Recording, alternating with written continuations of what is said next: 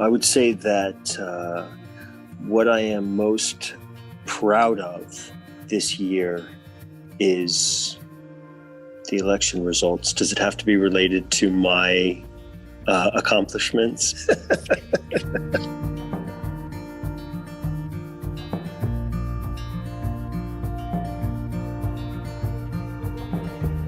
It's very hard to identify an accomplishment that I would be particularly proud of this year, because we've all been experiencing on many levels a similar thing. It would simply be just getting through it. I've been indescribably lucky in terms of having a roof over my head and not having to worry about, and none of my friends have gotten critically ill.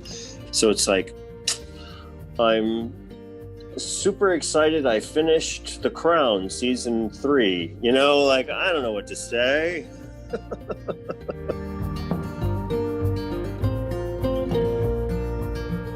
I was alone. I had to do it on my own and gradually sort of like carve out a very, very specific and responsible bubble during the pandemic. And so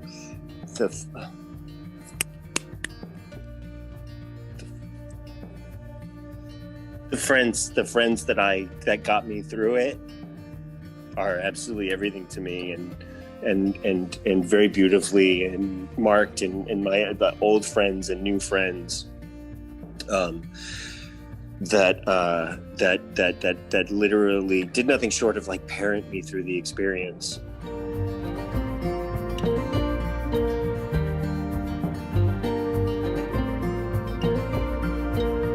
The biggest challenge in playing Mando season 2 is still, I think, the obvious, in that how do you in subtle ways, either, you know, be it through vocal intonation or physical stillness, posture, large movements, small movements, dramatically convey a scene and keep the character compelling, because he's economical anyway, much less not being able to, you know, much less being armored from the tips of his toes to the top of his head. It's a physical challenge that is met creatively in terms of how technically you can achieve that. So it will always be particularly unique in that regard.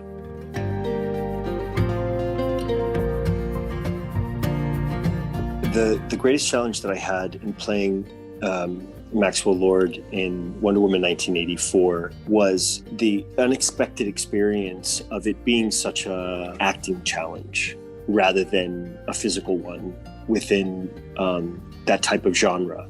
The women are doing the action, baby, and I am doing the schmacting, hamming it up. And that was an incredible delight and a challenge, because Patty Jenkins is a director who loves actors. My entertainer of the year, it is easy actually. My entertainer of the year would be Michaela Cole. The level of inspiration and comfort and awe and provocation and emotion that I personally got to experience when my days were done, and I, in a very measured way, got to consume I May Destroy You. It was just my favorite thing.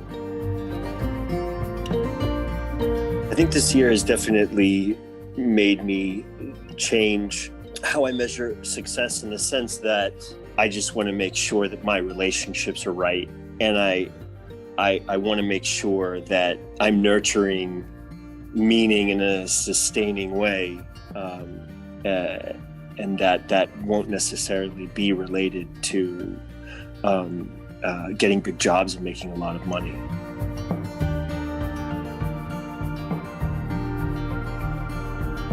I want us to be able to safely be together again, with less, with less fear.